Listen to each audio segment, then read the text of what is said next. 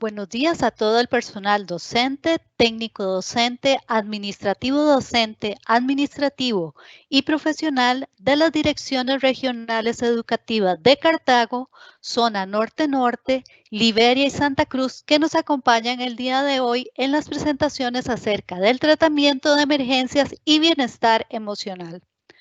Para el Instituto de Desarrollo Profesional es fundamental crear estos espacios de capacitación para toda nuestra comunidad educativa, con el fin de mantenerlos informados y actualizados en la estrategia Regresar. Desde el despacho de la ministra se ha creado una comisión con representantes de áreas estratégicas del ministerio que han venido coordinando durante las últimas semanas, con el fin de establecer una serie de protocolos que serán implementados una vez que se reinicien las clases en las diferentes instituciones educativas de nuestro país. Contamos con la presencia de doña Cindy Ulate Villalobos, intérprete, quien se desempeña como docente de educación especial en el área de audición y lenguaje del Colegio Técnico de Carrillo. A continuación, vamos a observar en video la bienvenida por parte de nuestras autoridades ministeriales.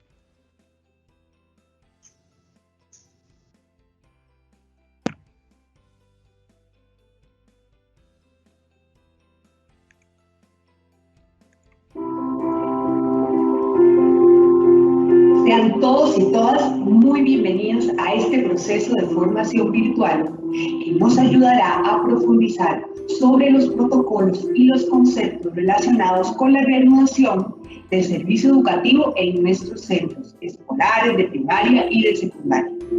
Esperamos que encuentren en este proceso y en la mediación de muchos de nuestro personal en el Ministerio de Educación Pública una luz muy importante sobre los diferentes elementos que en esta coyuntura tenemos que tomar en cuenta como parte del plan Regresar. Sabemos que existen una serie de dudas, de incertidumbres y también de desafíos frente a la implementación del plan, que las familias también muestran resistencias y tienen miedos en este proceso. Por eso es muy importante que este proceso de capacitación sea altamente aprovechado para despejar todas las dudas que tengamos y de esta manera ser fieles representantes de un proceso de planificación que se hizo con la seriedad y con el nivel de criterio importante para poder llevar a cabo la reanudación del servicio educativo de manera progresiva durante el ciclo lectivo 2020 y probablemente también durante el ciclo lectivo 2020. Cada nuevo aprendizaje nos hace crecer en lo personal y en lo profesional. Cuando la vida nos regala la oportunidad de aprender algo nuevo, debemos recibirlo con el corazón y la mente abierta, porque esto de alguna manera nos va a apoyar a hacer mejores cosas, enrutándonos a la mejora continua. Espero que estos nuevos aprendizajes sean de gran utilidad para toda la comunidad educativa. Me uno a las palabras de bienvenida a estos procesos de formación en los cuales, como ya se ha manifestado, abordaremos en detalle los protocolos específicos que guiarán un retorno seguro a los centros educativos, cuando las condiciones de salud así lo permitan. Es nuestra responsabilidad como Ministerio de Educación prepararnos con antelación y responder a sus consultas y particularidades con calma y a tiempo. Recordemos que los protocolos de salud son necesarios para la reapertura de los centros educativos, pero como sociedad debemos aprender a vivir con nuevas reglas frente a la realidad que enfrentamos. Hoy, esta situación nos dará nuevas herramientas para convivir en forma segura en las escuelas y colegios, pero también en nuestra vida cotidiana. En sesiones de esta semana seguiremos recopilando sus recomendaciones, preocupaciones y consultas, porque los protocolos nunca serán perfectos y siempre estarán sujetos de mejora.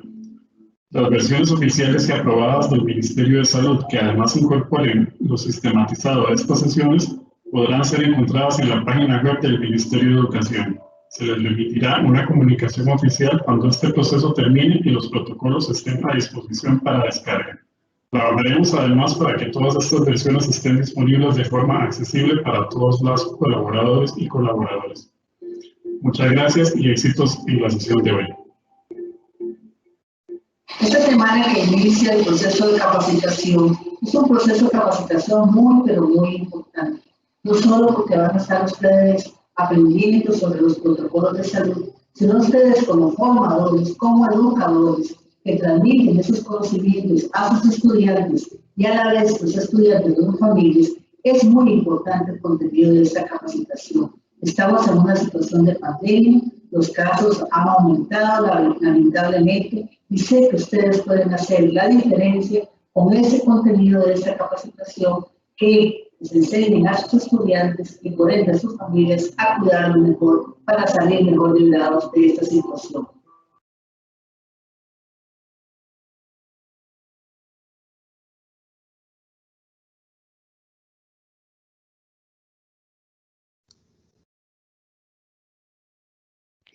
Iniciaremos con la presentación acerca del protocolo para tratamiento de emergencias para casos sospechosos de síntomas de infección en oficinas centrales, direcciones regionales y centros educativos, a cargo del señor Alan Madrigal Conejo, del Oficialía Mayor, Departamento de Salud Ocupacional, con el apoyo en el espacio de preguntas de doña Sharely Alfaro y doña Cavidia Ramírez, las asesoras del despacho de la ministra de Educación.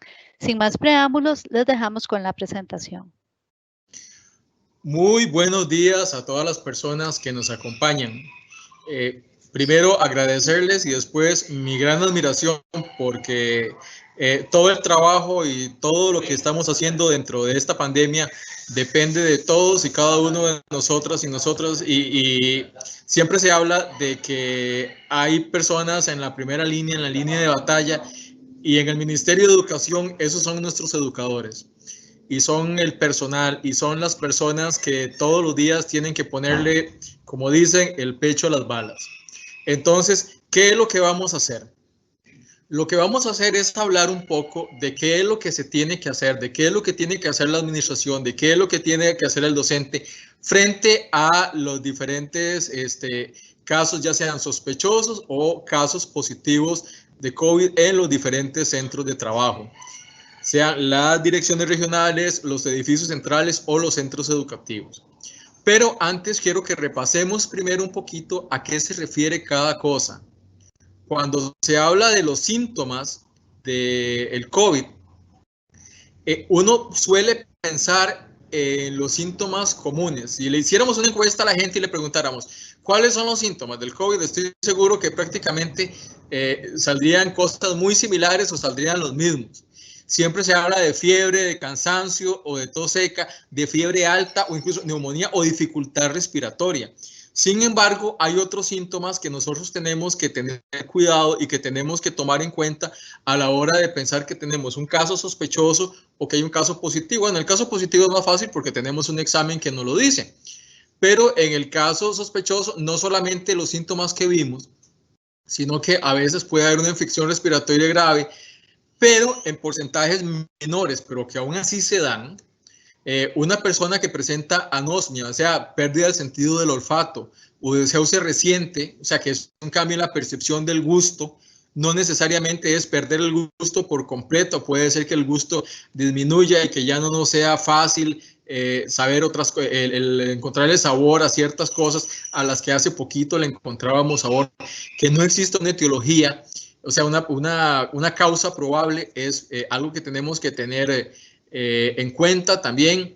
Si hay alguna manifestación a nivel dermatológico, que son pocos los casos, pero sí hay casos y que incluso el Ministerio de Salud sí los toma en cuenta, como brotes, urticaria, lesiones vasculíticas, palidez o incluso algo muy conocido, la cianosis, cuando se ponen los labios azules o la lengua azul, etcétera, etcétera. Eso puede ser síntomas del COVID que tenemos que tener en cuenta por aquello de que aparezcan ahí y que no nos llamen la atención exactamente, pero podría ser síntomas, o sea, podría ser que no tengamos fiebre, pero tengamos otra cosa. Podría ser que no nos duele el pecho, pero sí tengamos pérdida del olfato, por ejemplo. Este tipo de cosas que al rato no nos resultan tan llamativos, pero que perfectamente podrían serlo y podrían ser indicativo de un problema más serio, ¿verdad? Entonces, si gustan, compañeras, pasamos a la siguiente filmina.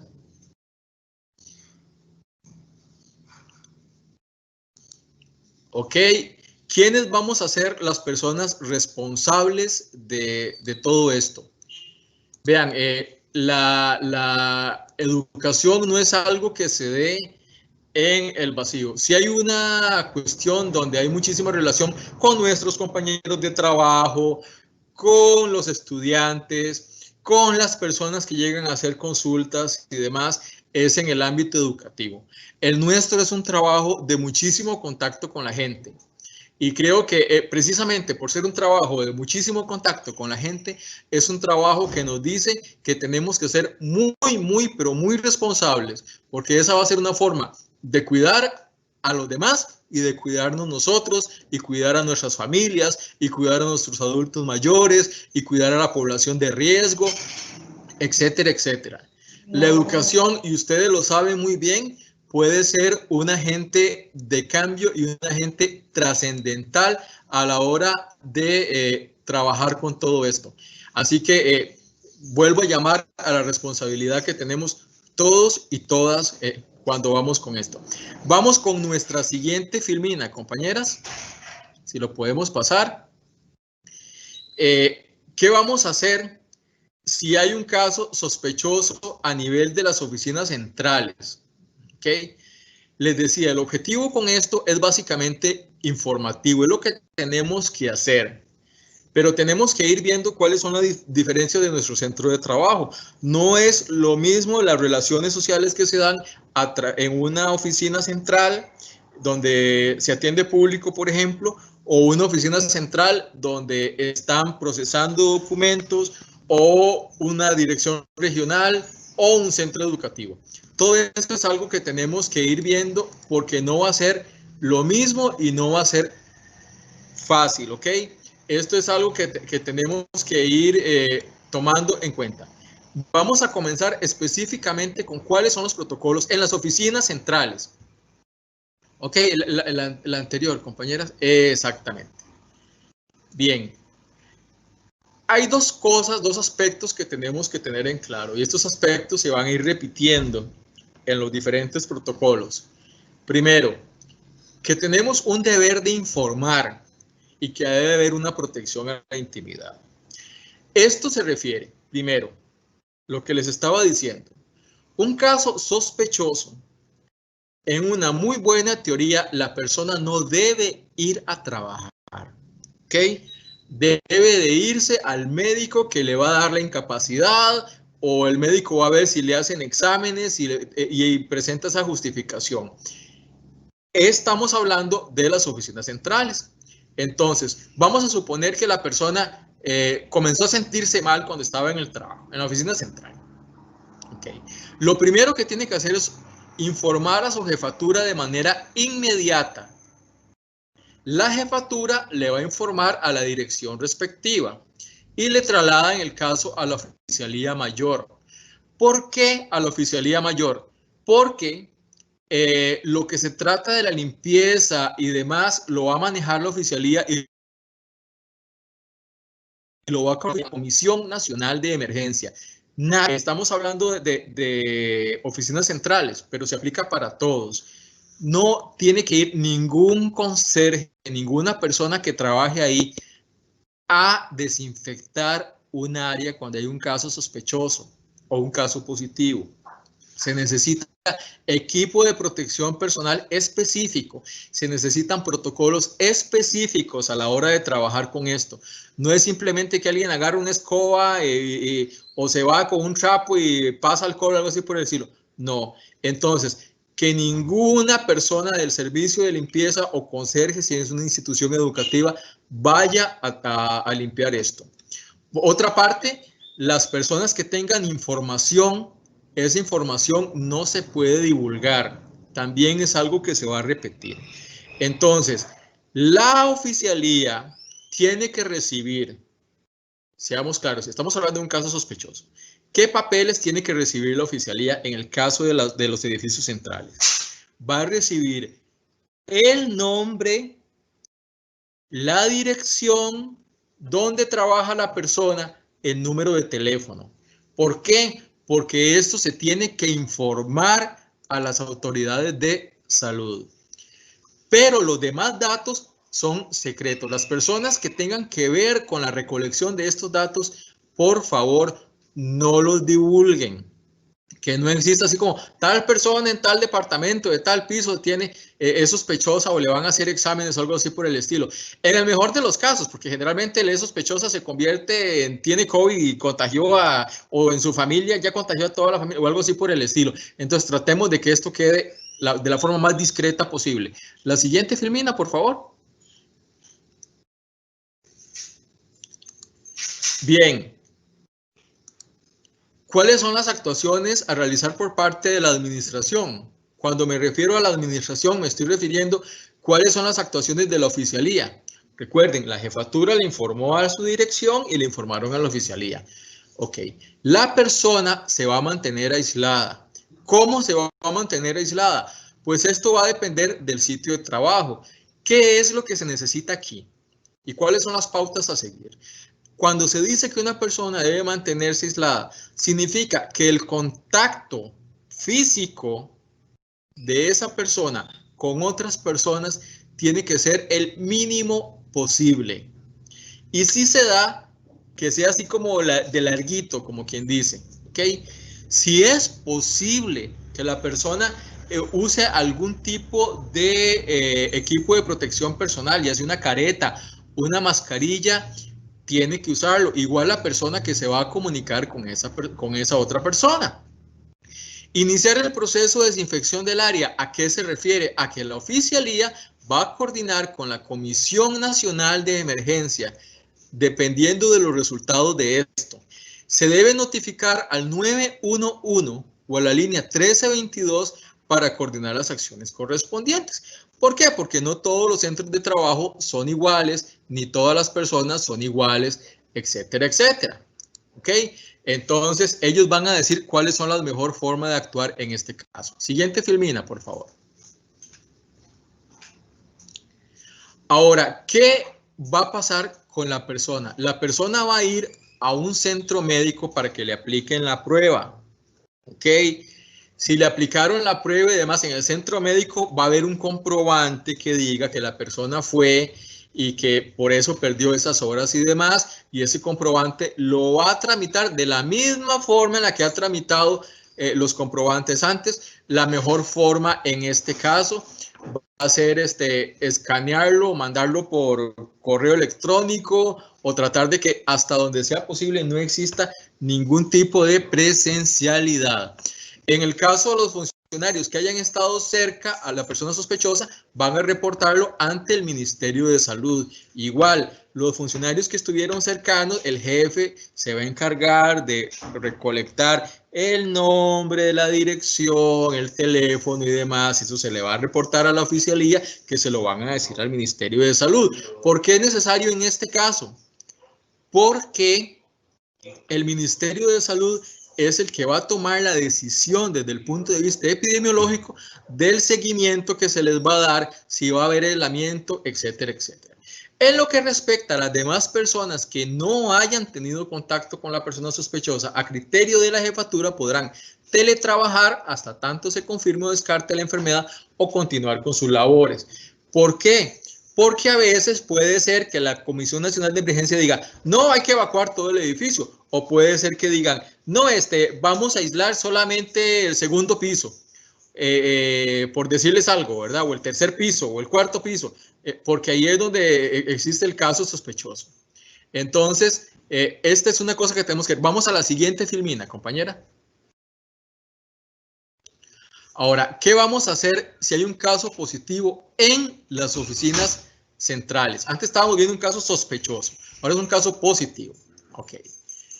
Igual que estábamos hablando antes, hay un deber de informar y hay una protección a la intimidad. Toda persona que trabaje en el ministerio, si es positivo, en una muy buena teoría, no debe de ir a trabajar. Cuando usted es positivo, a usted le van a dar lo que se llama una orden sanitaria. En la orden sanitaria le van a decir, usted no puede salir, usted no puede ir a estas actividades, etcétera, etcétera. Y si usted es trabajador, aparte de la orden sanitaria, le van a dar la incapacidad respectiva. Y a todas las personas de su familia, por ejemplo, se las van a dar también. Ellos igual lo van a tramitar. Estamos con los edificios centrales. Igual, la información que se tenga, porque recuerden que la jefatura va a tener información de las personas que dieron positivo o de la persona que dio positivo, pero también de los contactos cercanos, porque eso es lo que va a informar. Tiene mucha información. Entonces, esta información tiene que permanecer lo más secreta y lo más discreta posible y solamente utilizarse en aquellos sitios que sean pertinentes para utilizarlo. Vamos con la siguiente. Ahora, ¿qué pasa con los funcionarios que hayan estado cercanos? Igual los van a reportar al Ministerio de Salud, los va a reportar a la oficialía para el seguimiento de lo establecido por los lineamientos nacionales para la vigilancia de la enfermedad. ¿Ok?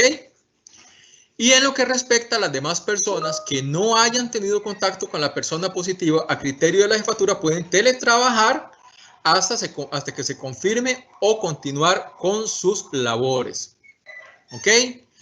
Vamos con la siguiente filmina. Antes estábamos hablando de casos sospechosos y positivos en edificios centrales. Ahora vamos a ver qué pasa si hay casos sospechosos en una dirección regional de educación. Vamos a ubicarnos bien con nuestro centro de trabajo. En una dirección regional de educación. Vamos a pasar a la siguiente filmina, compañeras. Igual, hay un deber de informar y hay un derecho a la protección de la intimidad. Toda persona funcionaria del MEP que trabaje en una dirección regional tiene la obligación de informar a la jefatura de manera inmediata si considera que es sospechosa. La jefatura deberá informar, todo esto es inmediato, ¿verdad?, al Viceministerio de Planificación y Coordinación Regional y simultáneamente, o sea, en el mismo acto, va a informar a la Oficialía Mayor, igual lo que pasaba antes. Si hay información relativa a la persona, no se puede divulgar de forma alguna. La información tiene que permanecer exclusivamente en la línea donde tiene que estar. Ok, de la jefatura al viceministerio y a la oficialía. Y ahí muere. No se puede decirle a otras personas, vean, pasó esto y esto y esto y esto y esto. Respecto a las personas que hayan sido contactos, obviamente es gente que se va a enterar. Pero hay que decirles que se mantenga todo de la forma más discreta posible. Pasamos a la siguiente. Ahora, ¿qué es lo que va a hacer la administración si se presenta un caso sospechoso? Okay. Bueno, la persona tiene que mantenerse aislada. Como les explicaba antes, lo más aislada posible. Va a iniciar el proceso de desinfección del área que hace la Oficialía Mayor, es la que hace la coordinación. Nadie, ningún trabajador del MEP, ninguna persona que trabaja en un servicio de limpieza o ningún conserje de ningún centro educativo tiene que ponerse a desinfectar un área. Por favor, no hagan esto. Recuerden que se necesitan equipos específicos, químicos específicos y consideraciones epidemiológicas específicas que escapan a lo que tenemos que hacer. No es nuestra responsabilidad el hacer esto. Nuestra responsabilidad es cuidarnos y cuidar a los demás, lo cual, dicho sea de paso, ya es bastante. Si necesitan que les digan qué tienen que hacer en ese momento o ponerse en contacto con un centro médico o algo así por el estilo, llamen al 911 o al 1322 para que coordinen las acciones de esto. Vamos a la siguiente diapositiva. En el caso de los funcionarios que hayan estado cercanos a la persona sospechosa, van a reportarlo ante el Ministerio de Salud para el seguimiento de lo establecido. Ya cuando se hizo el reporte, ya se había reportado no solamente el nombre, dirección y teléfono de la persona sospechosa, sino que también se reportó el nombre, dirección y teléfono de los contactos cercanos, de los más cercanos, ¿ok? Las personas que no hayan tenido contacto con la persona sospechosa, a criterio de la jefatura, pueden teletrabajar hasta tanto se confirme la enfermedad o continuar con sus labores. ¿Ok? Vamos con la siguiente. ¿Qué pasa cuando hay un caso positivo en las direcciones regionales? Antes vimos cuando había un caso sospechoso. Vamos a la siguiente. Igual, van a informar y hay una protección a la intimidad. Van a informar que son positivos. Cuando son positivos, tienen un examen donde dice la persona es positivo a SARS-CoV-2, que es lo que produce el COVID-19, y le dan la orden sanitaria, etcétera, etcétera. Inmediatamente informa. Por favor, si son positivos, si se enteran de la positividad fuera del centro laboral, no vayan a dejar la positividad o avisar. Agarren un teléfono, agarren un correo electrónico, escaneen ese examen y mándenlo. Igual, para que la jefatura, en este caso el director o directora regionales, se comuniquen con el Viceministerio de Planificación y Coordinación Regional y con la Oficialía Mayor. Los que toda esa información que no salga, que no se publique. Vamos al siguiente. De igual forma, si se diera la positividad en el centro de trabajo, si se enteran en ese momento que son positivos, la persona tiene que mantenerse aislada. Inicia el proceso de desinfección del área que lo inicia la oficialía y que se debe notificar al 911 o al 1322 para que se coordinen las acciones correspondientes. Vamos con la siguiente filmina. En el caso de los funcionarios que hayan estado cercanos a la persona positiva, igual van a reportar sus calidades al Ministerio de Salud y siguiendo lo establecido, y las personas que no hayan tenido contacto con esa persona positiva van a poder teletrabajar hasta tanto se confirme o se descarte o continuar con sus labores. Ahora, siguiente filmina, por favor. Vamos a hablar de los casos sospechosos en centros educativos. Este va a ser nuestro tercer tipo de centro de trabajo. Les recuerdo que los centros educativos y las direcciones regionales y demás, todo tiene sus particularidades. Este protocolo es una línea base, ¿ok? Pero se necesita que la gente consulte al Ministerio de Salud, consulte al 911, consulte al 1322 para que le den otras informaciones, otras órdenes diferentes a las que están aquí. Igual, hay un deber de informar y hay protección a la intimidad. Toda persona tiene que decir, en un centro educativo, tiene que decir si es sospechosa. Le va a informar a la jefatura. Ahora, la jefatura le va a informar a la regional. La regional, volvemos al asunto, le comunica al Viceministerio de Planificación y Coordinación Regional y simultáneamente a la Oficialía Mayor. Los funcionarios que tengan información no la pueden divulgar, de la misma forma que antes. Vamos a la siguiente. En el caso de que haya algún funcionario que haya estado cercano a la persona sospechosa, van a reportar las calidades de esa persona, igual a la regional, que lo va a reportar al viceministerio y lo va a reportar a la oficialía. Y las personas que no hayan estado en contacto, de acuerdo, porque ya han consultado al 1322, al 911, van a decidir, ok, pueden teletrabajar hasta se confirme o descarte o pueden continuar con sus labores, dependiendo de lo que se esté dando.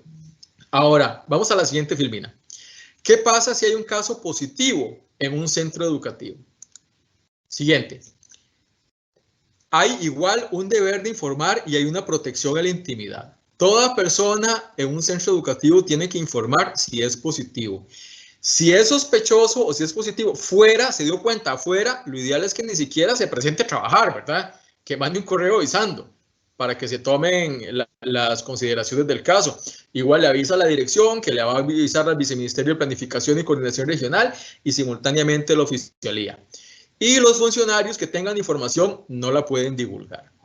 Vamos a la siguiente. En el caso de los funcionarios que hayan estado cerca de la persona positiva, van a reportar ante el Ministerio de Salud para el seguimiento de lo establecido por lineamientos nacionales para la vigilancia de COVID. Para los aspectos epidemiológicos. Y las personas que no hayan tenido contacto con la persona positiva, a criterio de la jefatura, pueden teletrabajar hasta que les digan que sí o que no. Recuerden que el ministerio va a dar las incapacidades y va a dar las órdenes sanitarias respectivas. Siguiente. Ahora, ¿qué es lo que hace la oficialía mayor en todo esto?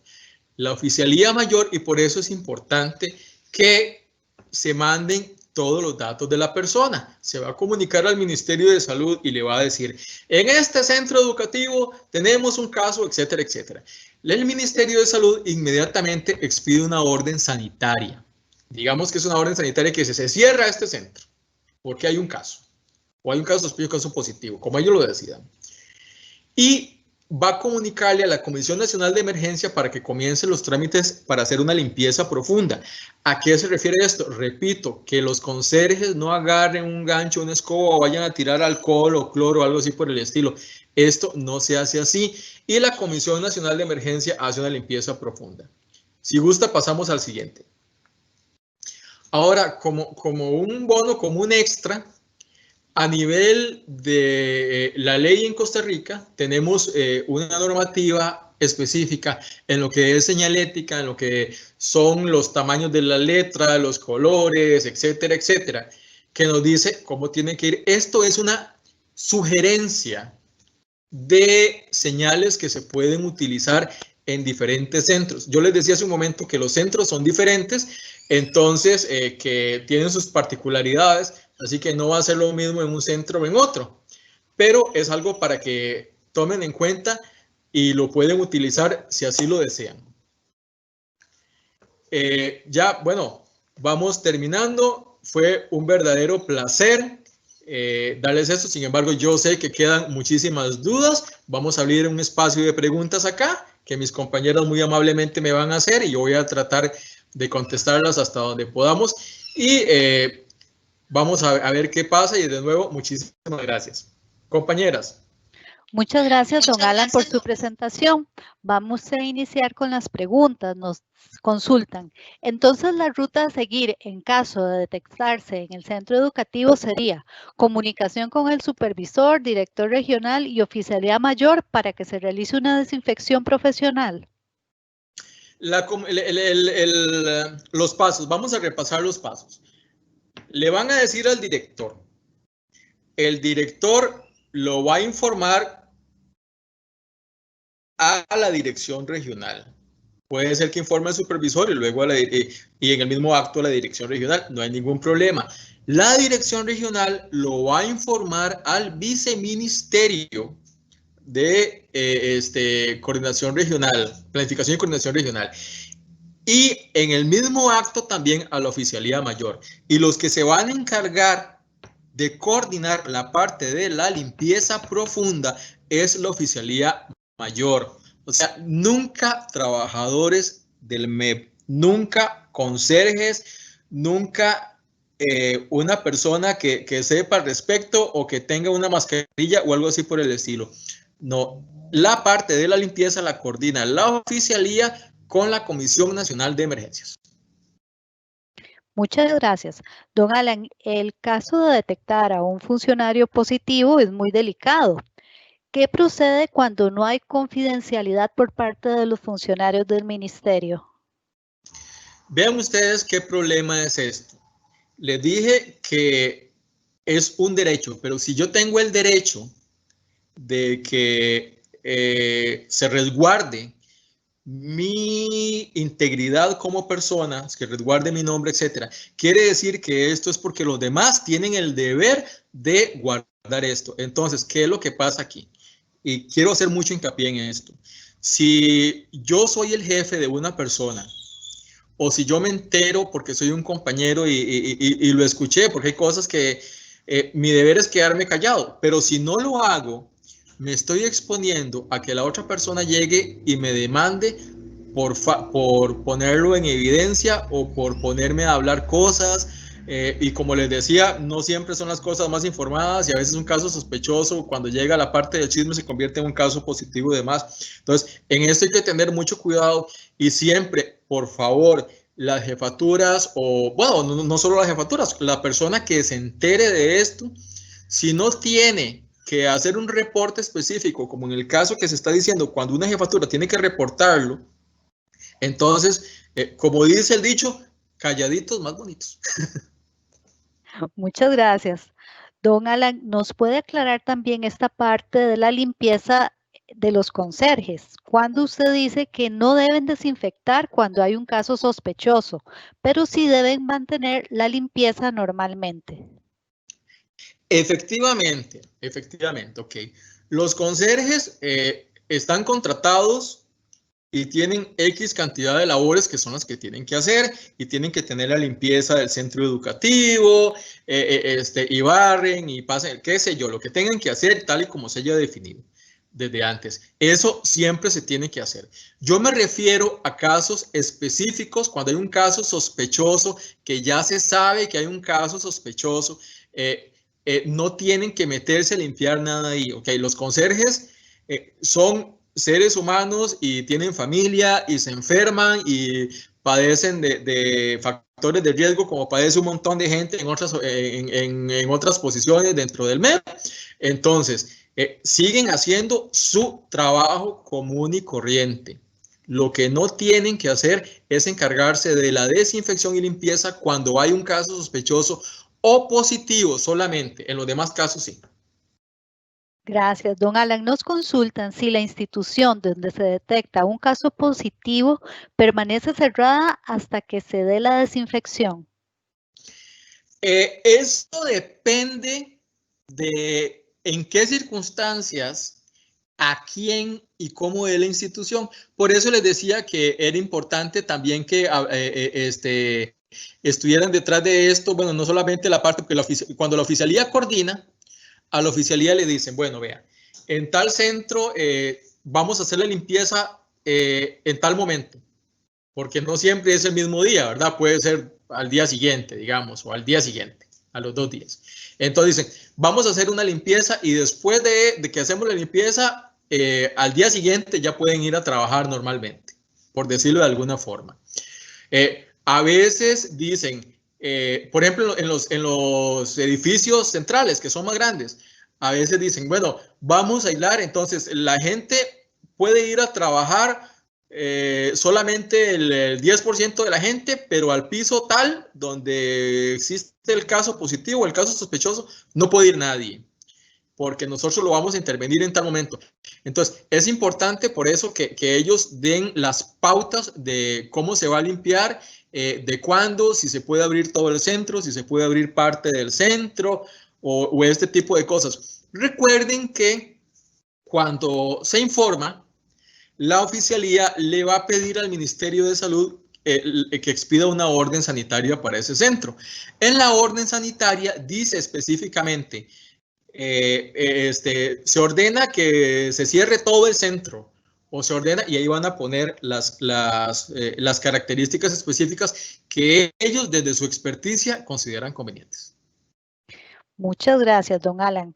Nos consultan que si en el caso de los centros educativos hubiera un caso sospechoso o positivo, ¿quién cubre los gastos de limpieza específica o los especialistas para este proceso de desinfección? Vuelvo y repito, esto lo hace la Comisión Nacional de Emergencia. La oficialía está coordinando con la Comisión Nacional de Emergencia. La oficialía es parte del MEP. ¿Ok? Entonces, la oficialía no va a cobrar absolutamente nada. La Comisión Nacional de Emergencias no va a cobrar absolutamente nada, porque es una institución pública y ustedes saben que básicamente las instituciones públicas, en realidad las estamos pagando todos.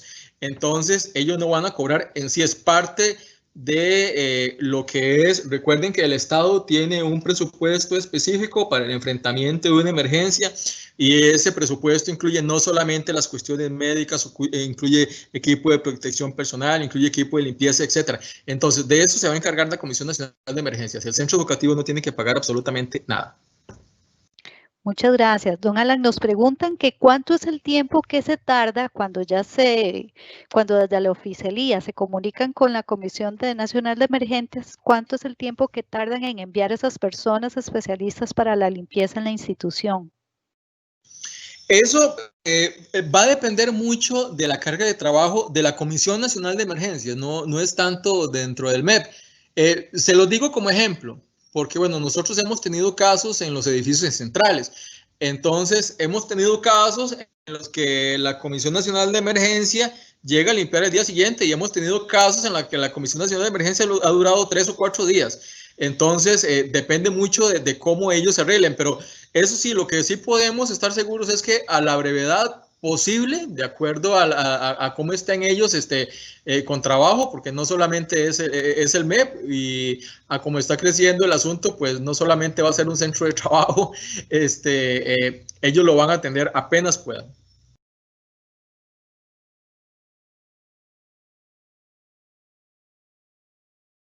No sé si hay alguna otra pregunta, compañeras.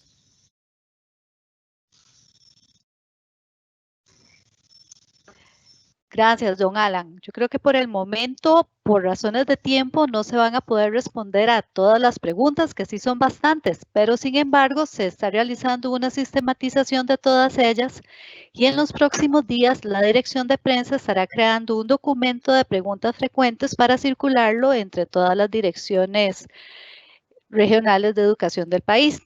Agradecemos a don Alan por su presentación y la respuesta por esas preguntas tan importantes formuladas por nuestros participantes. Ahora continuamos con la presentación Protocolos vinculantes, actuación ante situaciones de riesgo psicosocial, a cargo de doña Alexandra Hall Fernández, psicóloga y asesora del Departamento de Dirección de Vida Estudiantil, con el apoyo en el espacio de preguntas a cargo de don Irving Fernández Rojas, psicólogo y asesor de la Unidad para la Permanencia, Reincorporación y Éxito Educativo, y además Melissa Alpiza Rodríguez, asesora nacional de orientación del Departamento de Orientación Educativa y Vocacional. Adelante. Muchísimas gracias, Laura. Una cordial bienvenida, un cordial y respetuoso saludo a todas las personas que se encuentran en este momento conectadas. Como bien lo dijo Laura, a mí me corresponde conversarles sobre los procedimientos para atender las situaciones de riesgo y condiciones de vulnerabilidad. Este es un trabajo que se ha venido haciendo en el marco de la estrategia Regresar por parte de la Comisión de Atención Focalizada. Somos un grupo de personas de diferentes dependencias del Ministerio que nos hemos dado a la tarea de elaborar algunos materiales, hacer algunas revisiones y demás, específicamente en temas relacionados con las situaciones de riesgo, condiciones de vulnerabilidad, apoyo socioemocional, entre otros. Esta comisión está integrada por varias personas, como ya les mencioné, dependencias del MEP, como por ejemplo la Unidad para la Permanencia, Reincorporación y Éxito, lo que conocemos como UPRE, la Dirección de Vida Estudiantil, de la cual yo formo parte, la Unidad para la Promoción de la Unidad de Género, el Departamento de Educación Intercultural, el Departamento de Educación de Personas Jóvenes y Adultas, el Departamento de Apoyos Educativos para Estudiantado con Situaciones de Discapacidad, el Departamento de Primera Infancia, la Contraloría de Derechos Estudiantiles y la Dirección de Recursos Tecnológicos en Educación. Parte de la estrategia o de la idea de esta comisión es que esté integrada por personas de forma multidisciplinaria. Vamos a empezar un poco con el trabajo y con la presentación que hoy nos trae por acá. Primero vamos a conversarles cómo atender las situaciones de riesgo y de vulnerabilidad. Hablamos de dos temas en específico, ¿verdad?, que son muy importantes en los procesos educativos, como lo es promover el vínculo y también el acompañamiento socioemocional. Son dos temas que no solo se tienen que dar en este momento específico de situación de pandemia o de educación a distancia, sino que son permanentes. Ustedes y yo lo sabemos en el trabajo en el sector de educación y desde las aulas, pero que específicamente se ha convertido en fundamental estos dos temas en este tiempo de pandemia y desde la educación a distancia, porque además nuestros chicos y chicas, al igual que todo el personal docente y administrativo de los centros educativos, de direcciones regionales y de circuitos, estamos pasando por una condición o una situación que nos genera mayor estado de alerta, que nos exige, digamos, mayor esfuerzo desde la parte profesional como también desde la parte emocional. Manejamos muchísimo más estrés y estamos enfrentando situaciones muy difíciles que nos generan mucha angustia. Entonces, es también fundamental desde nuestro sector educación detectar las situaciones de estudiantes que presenten alguna condición de vulnerabilidad tanto los que ya la presentaban antes de la situación de pandemia y que ahora se pueden ver pues más fuertes, ¿verdad? Y también durante el periodo de pandemia, a lo que también vamos a tener que sumarle posterior a la situación de pandemia. Detectar estas situaciones nos hace ser más específicos, digamos, en la determinación de situaciones que pueden convertir vulnerabilidad o que se pueden volver vulnerabilidad para las personas. También vamos a hablar de la aplicación de una herramienta que ya ustedes conocen, que es la herramienta de alerta temprana y que vamos a desarrollar más adelante. Adelante, compañera. Hablábamos de la importancia del vínculo, de hablar de afianzar y de trabajar el tema de vínculo desde los centros educativos y desde todos nuestros ambientes. Entonces, pensemos un poco que según algunos autores como Pablo Freire y algunos otros autores, la emoción juega un papel fundamental en el proceso de aprendizaje y también en el proceso de enseñanza. Si nosotros no estamos en condiciones emocionales para aprender, entonces el aprendizaje no es significativo. Igualmente, si nosotros como profesionales en educación no estamos en condiciones emocionales para enseñar, tampoco estamos dando, por así decirlo, digamos, un rendimiento adecuado porque estamos definitivamente afectados o afectadas emocionalmente.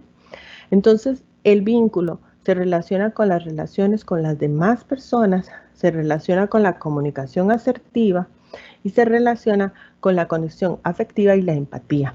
Definitivamente son temas que están entrelazados y que además implican un trabajo consciente e intencionado. Es fundamental tener esa claridad. Las emociones son tan importantes como los contenidos curriculares. Entonces, debemos trabajarlo de una forma consciente e intencionada, no porque se den por casualidad, sino porque debe ser parte del trabajo nuestro, trabajar nuestras propias emociones y también las emociones de las otras personas. De ahí la importancia de trabajar la salud mental y el autocuidado de nosotros como profesionales en educación.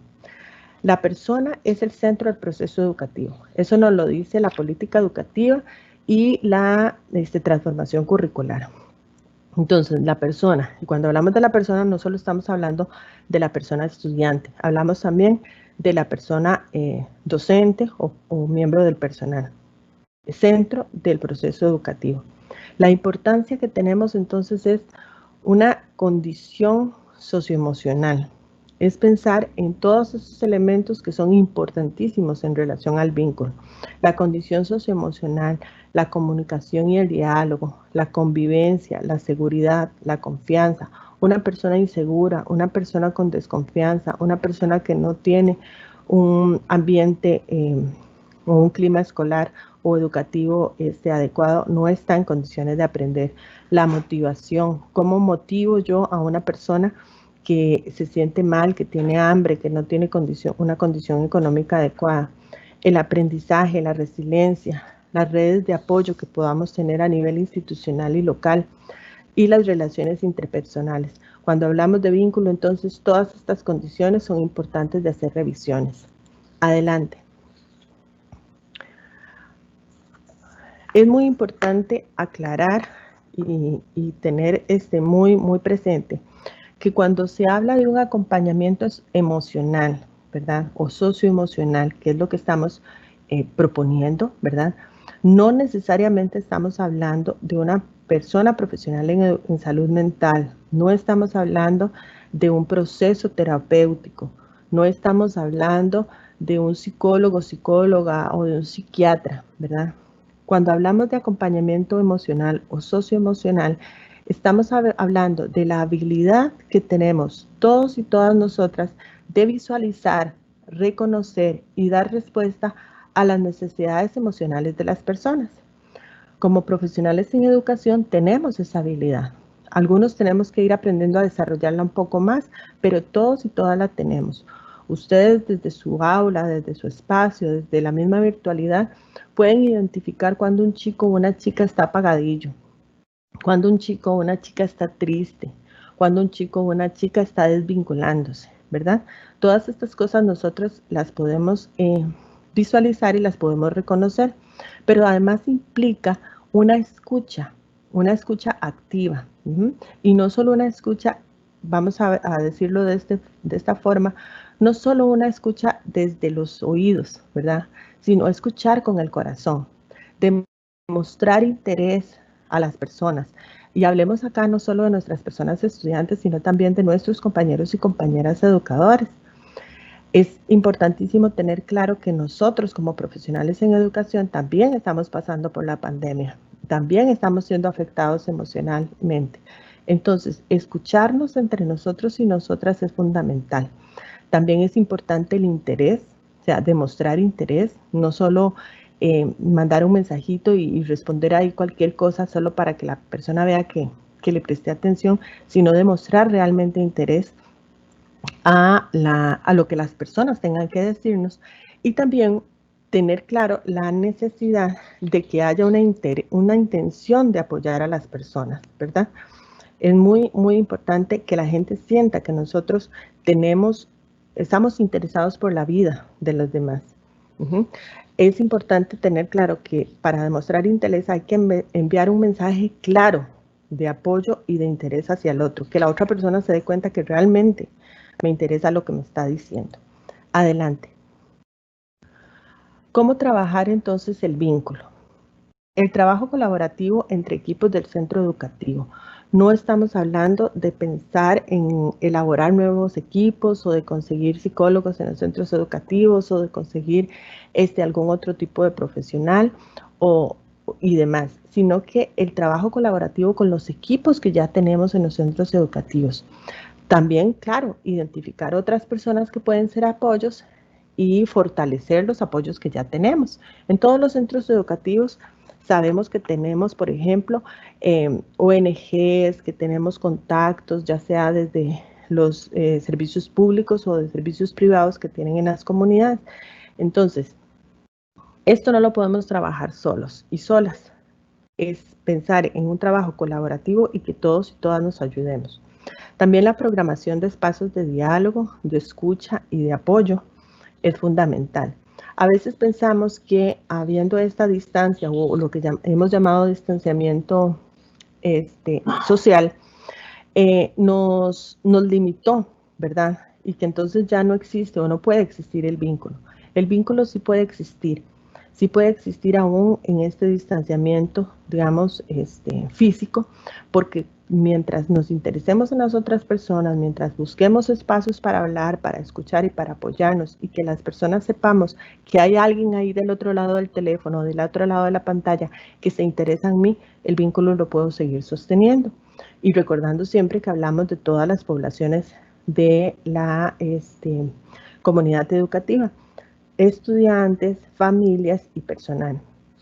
Es fundamental la participación estudiantil, escuchar a los chicos y a las chicas. A veces desde nuestra posición adultocentrista siempre creemos que lo que nosotros decimos es lo que es, o que el apoyo que yo puedo dar es el que yo creo que esta persona está necesitando, y a veces un chico, una chica o una persona estudiante lo que necesita es otra cosa diferente. La emoción juega un papel importantísimo en la motivación para aprender y para enseñar. Y para enseñar o aprender hay que sentirse bien. Adelante. Seguimos hablando de cómo trabajar el vínculo. Habilitar espacios, entonces, no solo donde escuchar, sino donde expresar. Porque yo también necesito expresar. Entonces, hablar de una forma asertiva, de una forma adecuada, y comunicar lo que estoy sintiendo, lo que estoy pensando, lo que me está pasando, es importantísimo. Y buscar esos espacios a nivel institucional, que ahorita lo vamos a ver, tanto desde el personal como desde las personas estudiantes, es importante. Implementar estrategias educativas y artísticas. No todas las personas tienen la habilidad de la palabra, ¿verdad?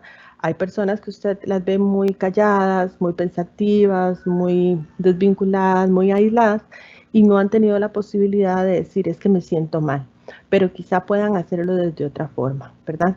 Haciendo, por ejemplo, escudos de armas en donde expreso lo que estoy pensando, por medio de un dibujo, haciendo algún tipo de actividad artística, ¿verdad? La idea es siempre buscar estrategias diferentes para llegar a todas las poblaciones y también de todos los estilos que las personas tienen, tanto de aprendizaje como de enseñanza. Escuchar las preocupaciones de las personas es fundamental, desde una escucha activa y contemplando la edad y los apoyos necesarios, ¿verdad? En algunos casos podemos determinar que no solo esa escucha que yo le puedo dar o ese apoyo emocional que yo le puedo dar como docente o como funcionario del centro educativo es necesario, sino que va más allá y que esa persona requiere un apoyo más especializado, para lo cual también el Ministerio de Educación Pública está haciendo varios esfuerzos y existen, por ejemplo, estrategias de tipo universal para trabajar con familias, como algunas estrategias que se están implementando desde los servicios de orientación y la línea que ahorita vamos a facilitarles también, la línea para el trabajo con las personas que van a requerir algún tipo de apoyo más específico, en una alianza del Ministerio de Educación Pública con el Colegio Profesional de Psicólogos y Psicólogas del país. Sí, ahí lo vamos a poner quizá en algún espacio o pueden anotarlo por ahí. La línea es la que conocemos como Aquí Estoy, del Colegio de Psicología, y es el 2272-3774. 2272-3774, que es una línea de escucha de primeros auxilios psicológicos y que se va a implementar a partir de la próxima semana, el martes de la próxima semana, el 28. Adelante, compañera. Todos ustedes saben que hemos venido hablando desde todo este tiempo de pandemia de los escenarios. El escenario 1 y 2, 3 y 4, ¿verdad? En esos escenarios ubicamos, por así decirlo, a las personas estudiantes que están con algún tipo de nivel de conectividad o aquellas otras personas que no lo tienen. En el 1 y 2, ¿qué es importante y qué podemos recomendar? Recordemos que esas son recomendaciones generales.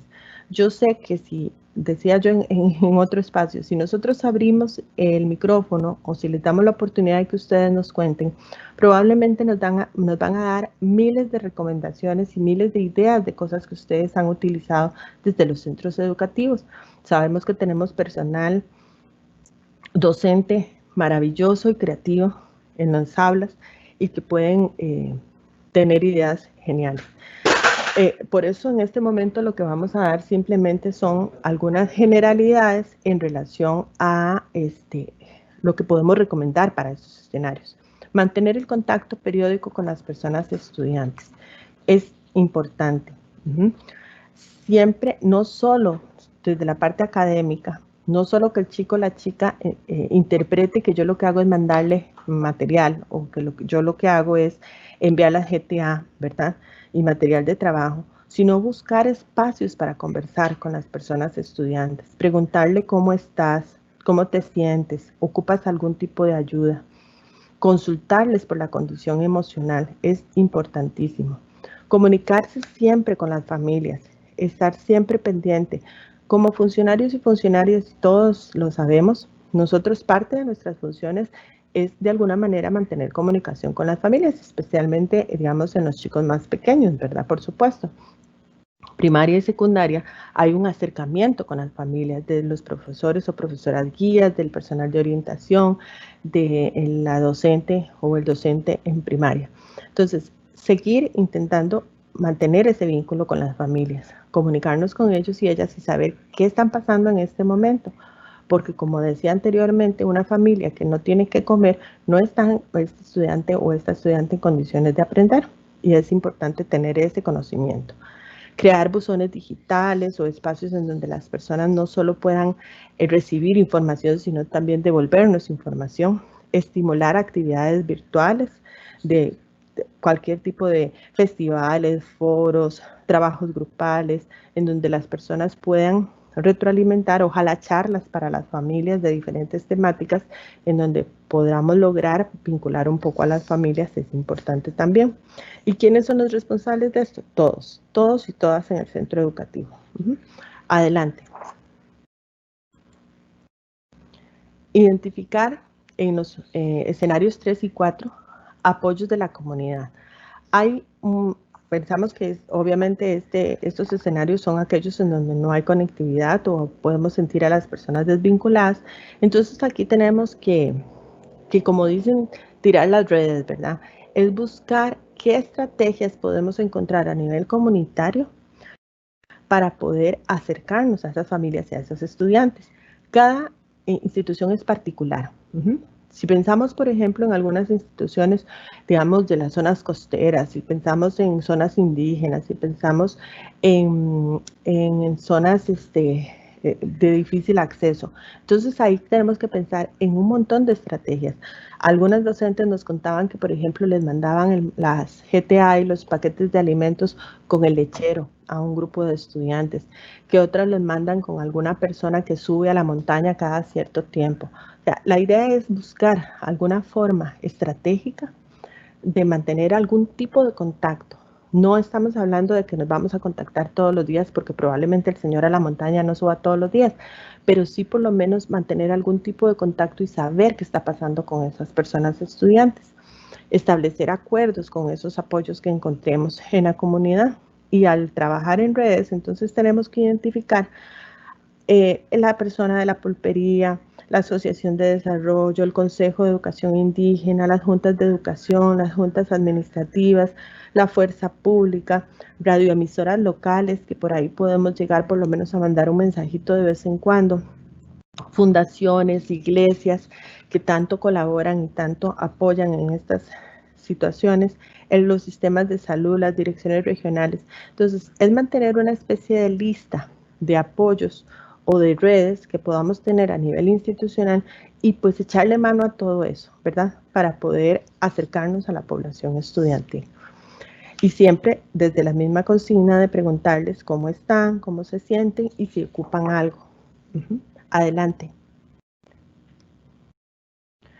También recomendaciones para estos escenarios, entonces, habilitar buzones.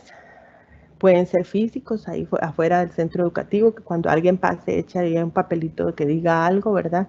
Promover el uso de grabaciones, porque si pensamos en toda nuestra población, sabemos que en algunos centros educativos tenemos personas que, por ejemplo, no saben leer o escribir. Entonces, si le mandamos documentos, pues esas personas pues, no van a tener esos accesos. A veces es más fácil, si hay que mandar un documento, entonces hacer dibujitos o algunas estrategias, o como explicaba el compañero anteriormente, algunas imágenes que tengan una representatividad y la gente sepa qué significa. Igualmente, la utilización de audios o videos o entrega de dispositivos UCB, ¿verdad? Que esas son también alianzas que el Ministerio de Educación Pública está gestionando con cooperantes para poder llegar a tener más accesos de tecnología y de otros servicios con algunas comunidades. Gestionar la impresión de material, ¿verdad? De alguna manera desde los centros educativos o con las mismas personas aliadas que podrían colaborarnos. Adelante. ¿Qué pasaría entonces en un posible, ¿verdad? Un eventual regreso?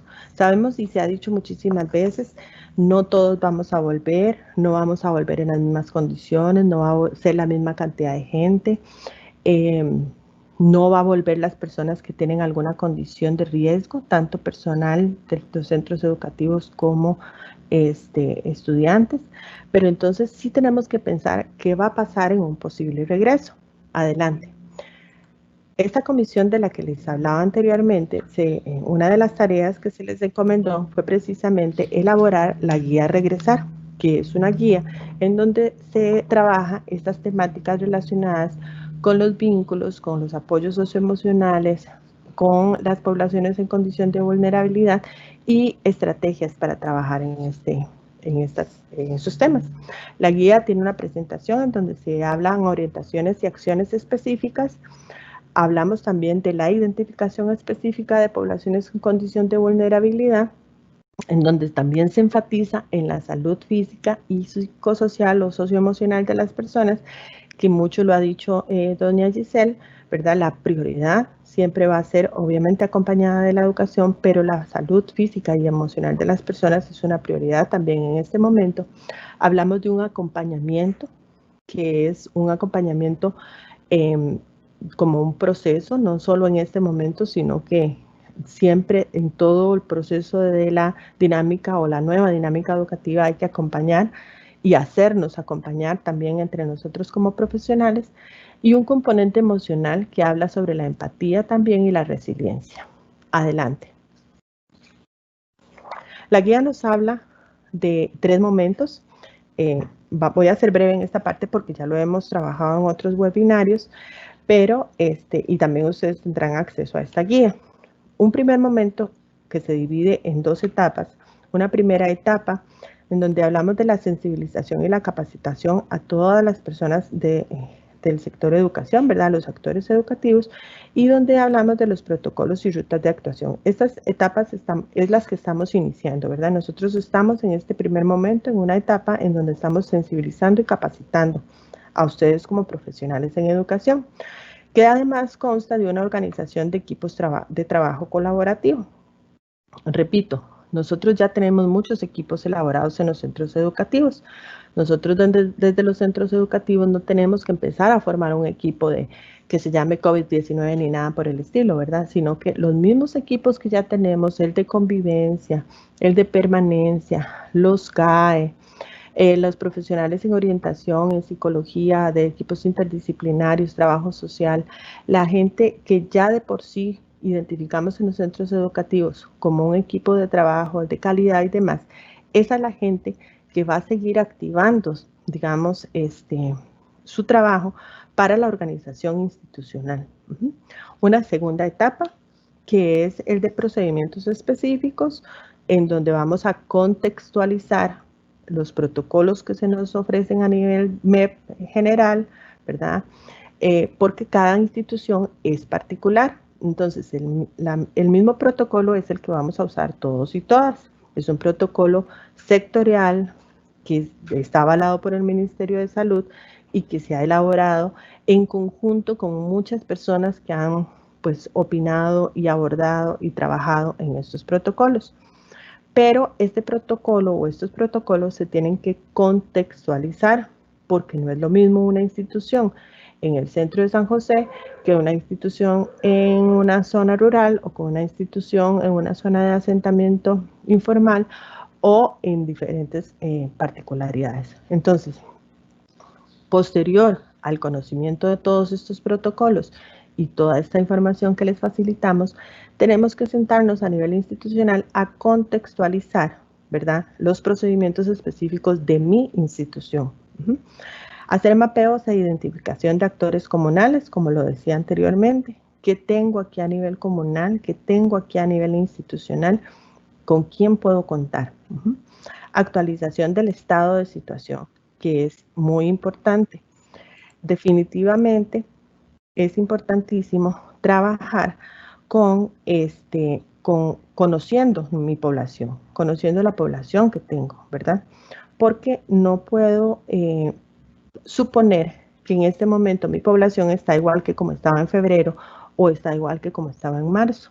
Mi población ha cambiado. Habrá gente que se ha quedado sin trabajo, habrá gente que perdió el celular, o habrá gente que no tenía celular y ahora tiene, o que no tenía conectividad y ahora tiene. Entonces, actualizar el estado de situación es fundamental.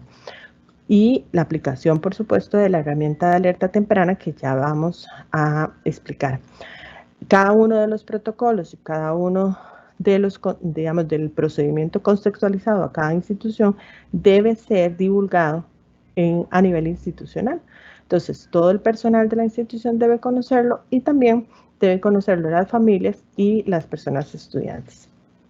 Luego viene entonces un segundo momento, que es ya donde empezamos a ingresar, y primero va a ingresar el personal docente, en el entendido que las personas con condiciones de riesgo no ingresan, buscan un documento que les justifique y se quedan desde la educación a distancia, ¿verdad? Acompañamiento socioemocional es el primero de las etapas de este segundo momento, en donde debemos buscar espacios de diálogo, actividades inclusivas, de expresión creativa, contextualizar y divulgar los protocolos entre nosotros como personal, conocerlos bien, desmenuzarlos bien, conocer qué va a pasar si pasa esto, si pasa lo otro, de acuerdo a las condiciones de cada una de las instituciones, ¿verdad? Adaptándolo también a las personas con alguna condición de discapacidad, a algunas personas que no sepan leer y escribir, a las personas de las poblaciones indígenas, migrantes, etcétera. Y ojalá poder hacer como una especie de ensayos de protocolo y procedimientos, ¿verdad? ¿Qué pasaría si? ¿Cómo voy a volver? Las líneas que tengo que hacer para ingresar al aula o para ingresar al centro educativo, etcétera. Y una segunda etapa, que son los estudiantes quienes van a ingresar. Seguimos en el momento 2, ¿verdad? La segunda etapa del momento 2, en donde este trabajo va a ser paulatino con docentes y con estudiantes, y entonces la segunda etapa sería ese ingreso de las personas estudiantes. Igualmente, no van a volver todos. Ya algo que a lo que tenemos que hacernos la idea es que el 2019 fue una cosa o algo que conocimos como educación y ahora vamos a conocer algo totalmente diferente. Y en esta segunda etapa, donde van a ingresar las personas estudiantes, también pensamos en un acompañamiento socioemocional y educativo, igualmente con espacios de diálogo establecidos, organizados, ¿verdad? Con actividades inclusivas, expresión creativa, la aplicación de la alerta temprana, la implementación de planes que incluyan estrategias de apoyo, considerando ahí también el portafolio de evidencias. Recordemos que el portafolio de evidencias en un principio, como no sabíamos cómo iba a funcionar un poco, ¿verdad? El proceso de la pandemia o cuánto tiempo íbamos a durar en la educación a distancia, pensábamos que el portafolio de evidencia lo íbamos a ir entregando posteriormente, pero en este momento tenemos que pensar tanto en enviar material a los chicos como en devolver ese material, conocer cómo están esos chicos, tanto desde la parte académica como desde la parte emocional. Desde nuestro expertise como profesionales en educación podemos identificar hasta en el mismo trabajo de un chico o una chica, la letra, en si está manchado o no, en si me lo mandó o no, ¿verdad? En si se conectó o no, podemos identificar situaciones emocionales. Y es importantísima la participación activa también en este proceso de las personas estudiantes. Un último y tercer momento que es la continuación del proceso educativo en los distintos escenarios, en donde se implementan los planes, lo que hemos hablado y lo que hemos conocido como aprendizajes base, ¿verdad? La coordinación intra e interinstitucional, consultas sobre propuestas de mejora entre nosotros y también con las personas estudiantes, e importantísimo el seguimiento y la evaluación de los resultados. Identificar también las buenas prácticas. Nosotros, les dije anteriormente, como profesionales en educación, tenemos una creatividad, tenemos unas habilidades importantísimas, pero no tenemos la costumbre de sistematizar ese conocimiento y esas estrategias formidables que utilizamos en los centros educativos. Entonces, démonos un poco a la tarea de sistematizar esas buenas prácticas para poder también compartirlas entre circuitos, entre regiones y así apoyarnos mutuamente. Adelante. ¿Qué es entonces la herramienta de alerta temprana? Es una estrategia para identificar de forma preventiva las situaciones de riesgo y condiciones de vulnerabilidad.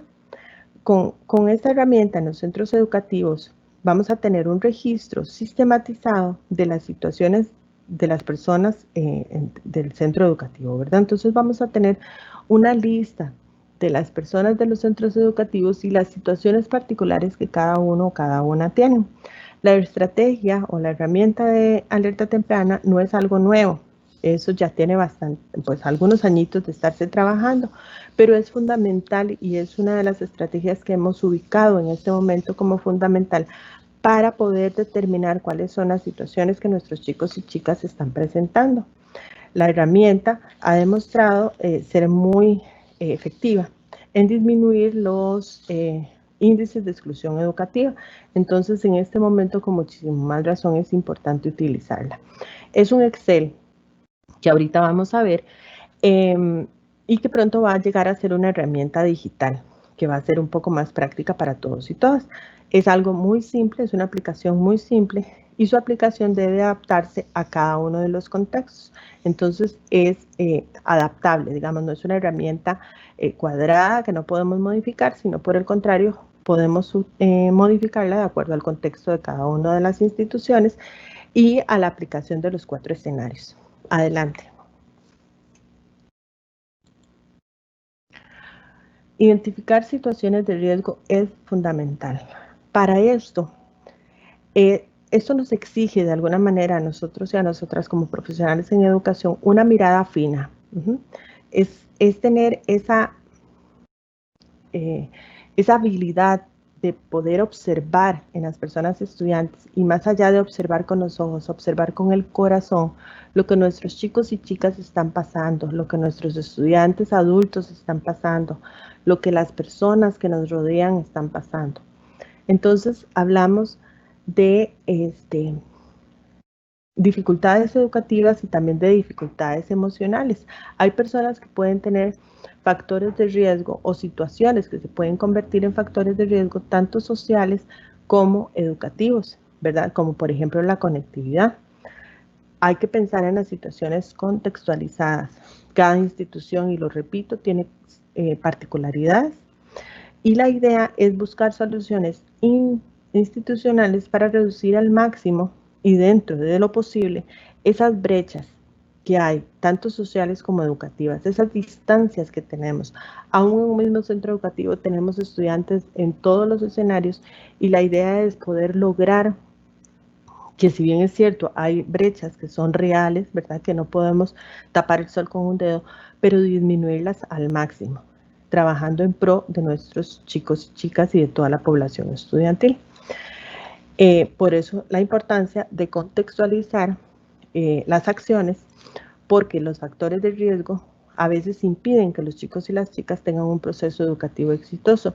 Y además es importante considerar todas las poblaciones que tenemos. Entonces, en todas las acciones que vayamos a realizar o elaborar, pensar en los chicos y chicas con alguna condición de discapacidad, en las personas migrantes, en las personas indígenas, en las personas con condiciones particulares, y les vamos a dar, por ejemplo, una serie de ideas, adelante compañera, de lo que podríamos encontrarnos, ¿verdad?, en los centros educativos, que es más que esto, ¿verdad? Solo estamos dando un ejemplo, ¿verdad?, de lo que podríamos encontrarnos como situaciones de vulnerabilidad y riesgo.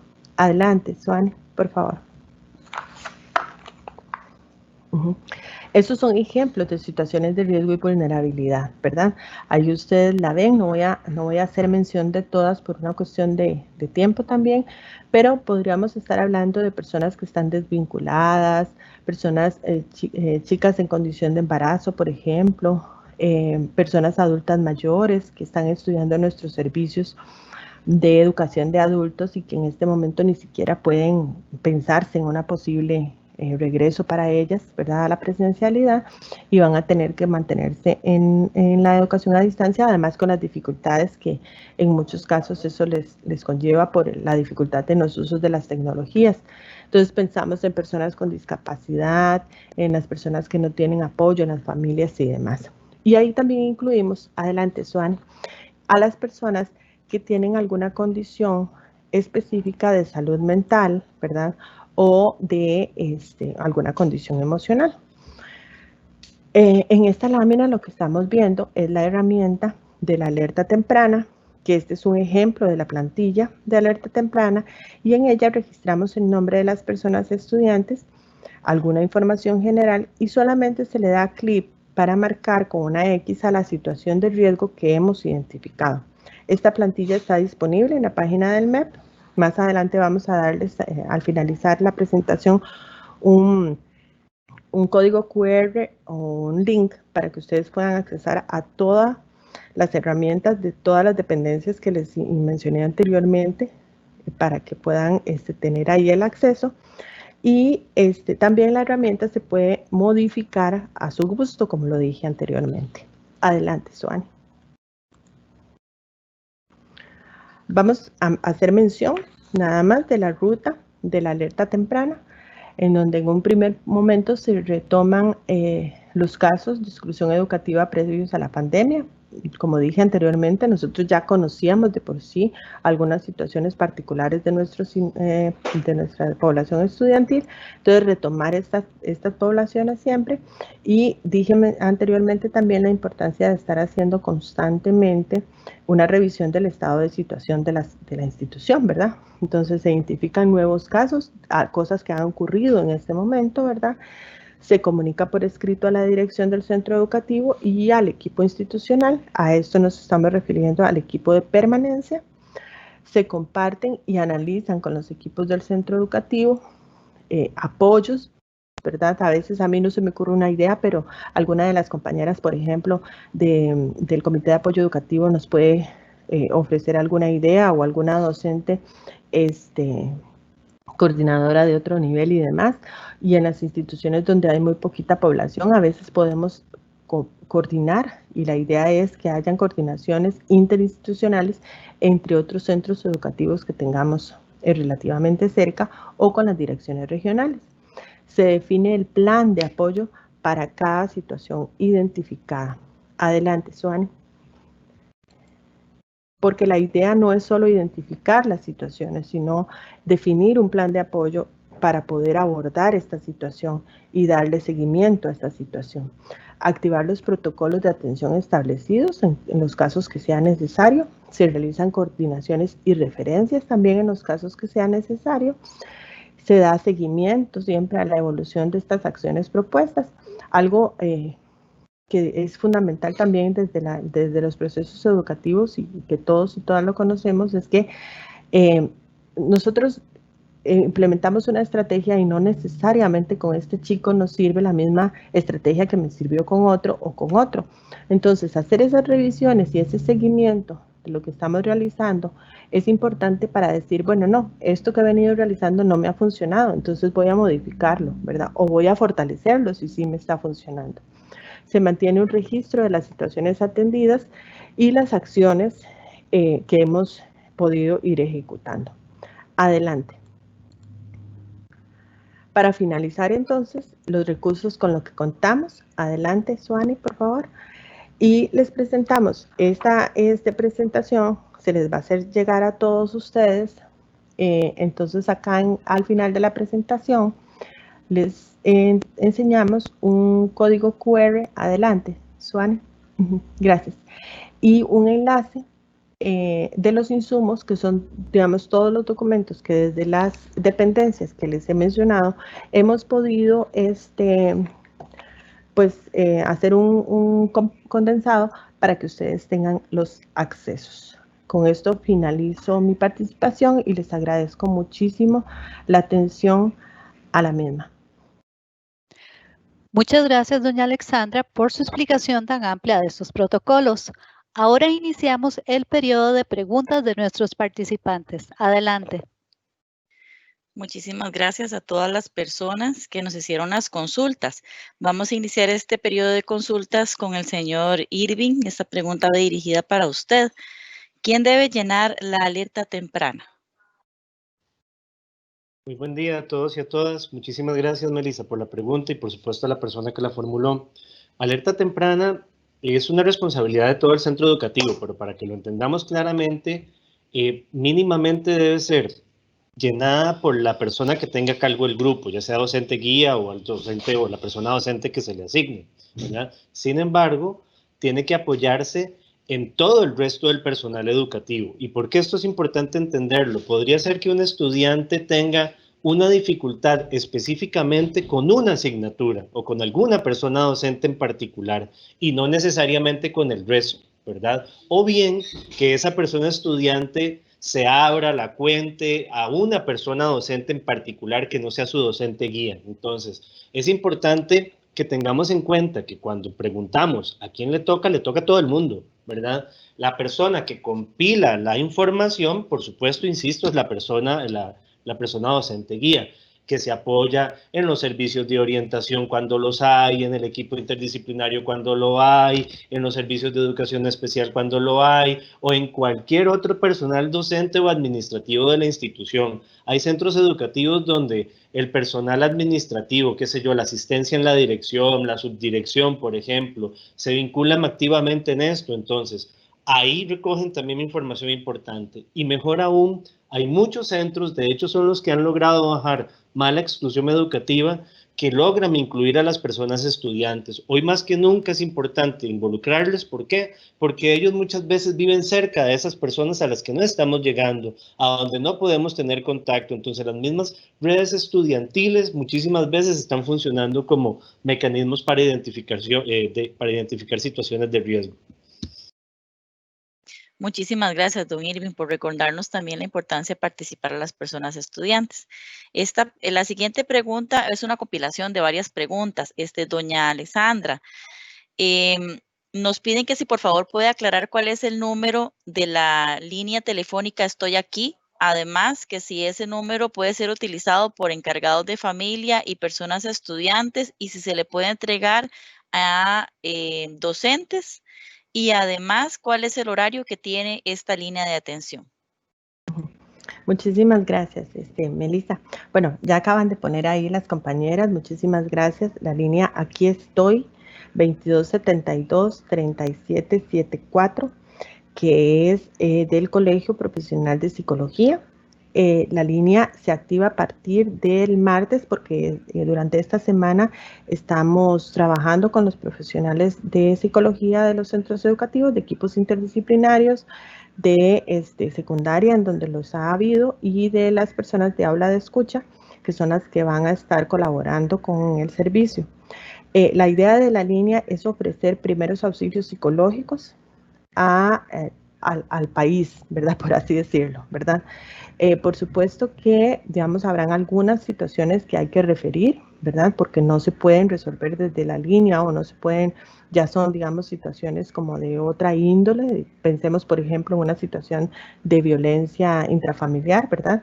Que ya habría que buscar otros servicios de referencia, pero la idea es ofrecer apoyo psicológico de primeros auxilios a la población.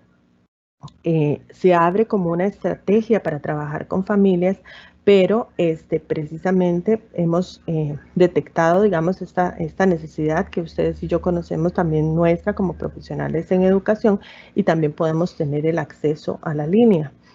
El horario va a ser a partir del martes 28, de 8 de la mañana a 5 de la tarde. Tenemos la claridad, compañeros y compañeras, que las emergencias no son de 8 a 5, ¿verdad? Pero también tenemos la claridad, y ustedes también como profesionales lo saben, que no podemos, por ejemplo, tener un servicio 24/7, porque estamos hablando de funcionarios y funcionarias MEP. Entonces, pues estas personas también tienen sus horarios y también tienen sus derechos de conservar esos horarios. Pero por el momento sería de 8 de la mañana a 5 de la tarde y a partir del 28 de julio. Gracias.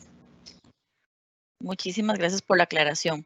Don Irving, tenemos varias consultas relacionadas con una preocupación de los docentes para la atención a los encargados de familia, que muchas veces se trata de ubicarlos o comunicarse con ellos y no hay alguna respuesta, y de alguna estrategia para acercar a los encargados de familia al centro educativo. Gracias, Melissa. Bueno, ese es en realidad, creo yo, uno de los temas más importantes en este momento de pandemia, ¿verdad? Desde que hemos estado trabajando a la distancia, esto es reiterativo. Tal vez iniciar diciendo que no hay una receta absoluta, es decir, el primer punto a considerar es que cada situación tiene que analizarse en su contexto, en su individualidad. ¿Por qué? Porque podríamos encontrarnos con muchos escenarios. Diariamente nosotros nos ingresan en todas las dependencias que ustedes vieron, están involucradas en esto, consultas o comentarios de gente que, por ejemplo, ha perdido literalmente su capacidad de adquirir ingreso económico. O sea, no tienen ni siquiera con qué comer. Entonces es gente que ha tenido que salir a trabajar, a buscar otras opciones para por lo menos tener algo que comer. En estos escenarios nos hemos encontrado también personas que eventualmente incluso experimentan vergüenza de hacer pública su situación, porque tal vez previo a la pandemia, si bien tal vez no vivían económicamente de la mejor forma, digamos, pero tenían una condición que les permitía llevar la situación, ahora no. En fin, a lo que quiero llegar es que hay que conocer detalladamente qué es lo que está pasando. Podríamos enfrentarnos a personas con problemas emocionales, situaciones de vida muy complejas. Tomar de buenas a primera la consideración de que quien no responde es porque no quiere, creo es lo que no podemos jugarnos el chance. Por el contrario, hay que tratar de acercarnos, conocer la situación familiar. Ya hemos visto distintas estrategias, cuando hay virtualidad por ese medio, cuando no podemos apoyarnos desde las redes. Hay que considerar a las personas estudiantes. Hoy más que nunca el tema de las redes tiene que dejar de ser algo abstracto, tiene que ser algo concreto. Y tenemos que aprender que si no estábamos acostumbrados a trabajar en equipo al interno centro educativo, si al comité de evaluación nunca le hablaba al de calidad, si el de calidad no se hablaba con el de convivencia, si ni siquiera teníamos el de permanencia, hoy no podemos darnos ese chance.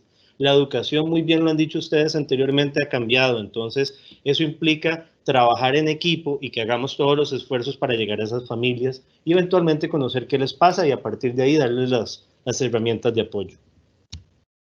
Muchísimas gracias, don Irving. Hemos hablado y hay también constantes consultas con relación a los estudiantes que se encuentran en escenario 4, que no tienen acceso a equipo y a dispositivo electrónico. Doña Alexandra, ¿se han pensado algunas estrategias para abordar en la parte socioemocional a los estudiantes de escenario 4? Sí, bueno, precisamente la guía Regresar pues nos aclara o nos recomienda, digamos, algunas estrategias para trabajar precisamente en esos escenarios. Como les dije al inicio, cuando se pensó en establecer esta comisión, digamos, de situaciones de condición de vulnerabilidad, precisamente pensábamos en esas poblaciones.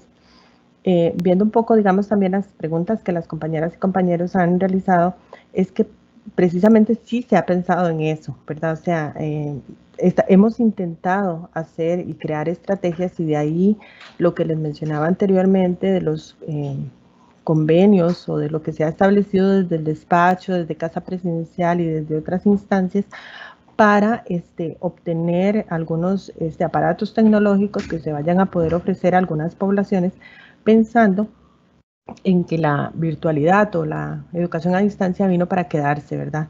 Y que no podemos pues dejar algunas poblaciones en desventaja en relación a las que sí tienen conectividad.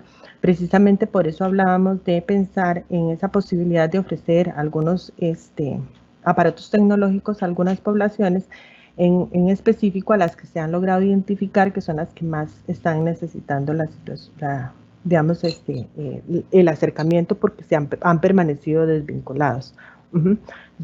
Gracias, Melissa. Muchísimas gracias, Ale. La siguiente consulta es para el señor Irving. ¿Qué sucede si en un espacio de acompañamiento socioemocional o algún estudiante entra en crisis y como docentes no tenemos la experiencia como especialistas en psicología o psiquiatría? Y uno esta pregunta a qué pasaría si una persona estudiante por situación de depresión o condición emocional se retira del proceso educativo a distancia y de repente quiere también ingresar, si se le permite continuar con el proceso educativo. Gracias, Meli. Ambas preguntas muy importantes. Bueno, yo creo que ya Alexandra lo dijo durante su exposición. Aquí no estamos hablando de ser profesionales en salud mental. No se trata de ser psiquiatra, psicólogo o algo por el estilo. No. Hablamos de ese efecto psicológico que tiene la relación humana. Pero una relación humana, por eso decíamos intencionada, una relación humana genuinamente preocupada por la situación de vida de la otra persona, ¿verdad?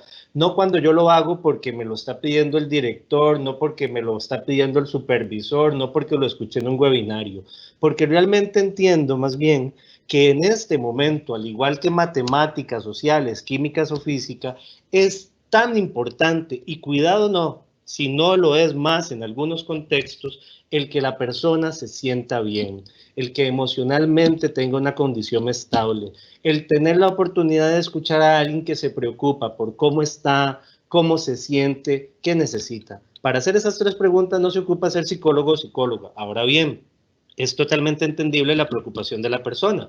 Si la gente entra en algún tipo de crisis, lo cual es posible, nosotros ponemos, digamos, a disposición, en primera instancia, herramientas para conocer lo que son primeros auxilios psicológicos. Segundo, coordinen con las direcciones regionales. Ustedes en cada dirección regional tienen equipos itinerantes donde hay profesionales en salud mental también que les pueden dar más herramientas y además, si la situación es muy compleja, ya hemos visto que hay líneas para poder eventualmente referenciar. De eso se trata, no se trata de que caen ustedes la responsabilidad de resolver todo, por el contrario, es de identificar y canalizar a donde eventualmente compete y eventualmente a los servicios especializados que corresponden. Y con respecto a la otra parte, perdón, lo dejaba de lado, con la reincorporación. Sí, precisamente ahora tenemos un protocolo de reincorporación, algo que no teníamos en el Ministerio de Educación Pública, es más, nunca lo habíamos, no contábamos con esa herramienta. La reincorporación lo permite, pero hay que considerar que cuando eso se dé, es decir, la persona va a retornar a clases, hay que hacer las adecuaciones evaluativas correspondientes. La normativa lo permite, ¿verdad? Pero principalmente con el caso que ponen, estamos hablando de una persona emocionalmente frágil, deprimida, ansiosa posiblemente. Hay que, de nuevo, darnos cuenta que hoy no solamente es el aprendizaje de una asignatura en particular, es esa posibilidad de mantener a la gente vinculada, de que sienta que tiene apoyo, de que haya alguien que le escucha. A la larga ese puede ser el mayor aprendizaje y el mejor efecto que como sistema educativo le podamos dejar a muchas de las personas hoy en día en sus casas. Muchísimas gracias, don Guillermo. Para continuar con su participación, nos solicitan que por favor aclaremos la frase sistematizar las prácticas, que a qué nos referimos cuando mencionamos eso en la presentación.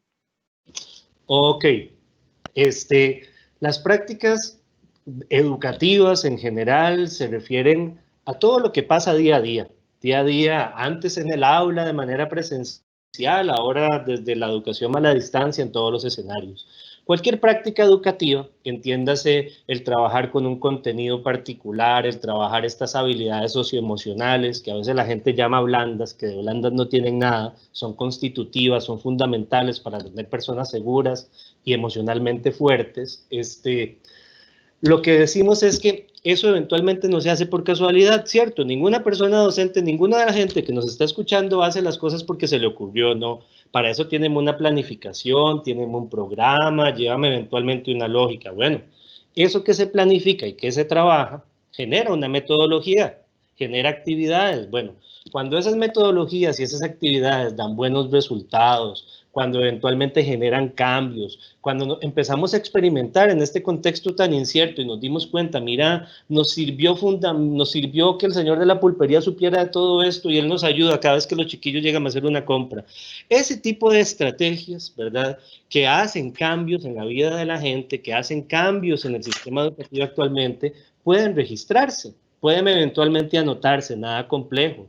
Y una vez que las tenemos claras, las compartimos al interno de nuestro centro educativo, con colegas de otros centros educativos, se los compartimos a la dirección regional para que a partir de ahí otras personas también puedan tener acceso a ese tipo de metodologías y actividades. Por ahí va. Muchísimas gracias, Irving. Tenemos muchas más consultas, pero por cuestión de tiempo no podemos contestarlas. Agradecemos tanto a Alexandra como a Irving sus respuestas y a las personas que nos realizaron sus preguntas. Gracias. Muchas gracias, doña Alexandra, don Irving y doña Melissa por aclarar las preguntas de nuestros participantes. Como bien lo ha dicho Melissa, por cuestiones de tiempo no se pueden responder todas las preguntas tan importantes que nos han formulado. Sin embargo, se está realizando una sistematización de todas ellas y en los próximos días la dirección de prensa estará creando un documento de preguntas frecuentes para circularlo entre todas las direcciones regionales. Además, comentarles que estaremos poniendo a disposición en los próximos días un video que incluye las presentaciones del día de hoy. Es importante recordarles que cuando ustedes ingresan a este enlace va a continuar disponible. Sin embargo, todas las presentaciones no van a estar porque este es un webinar en directo. Agradecemos a cada una de las personas por su participación en esta importante capacitación. Desde el IDP les invitamos a seguir nuestras redes sociales, donde estaremos brindando información actualizada acerca de próximas capacitaciones y la estrategia Regresar. Tengan todos un feliz día y muchas gracias.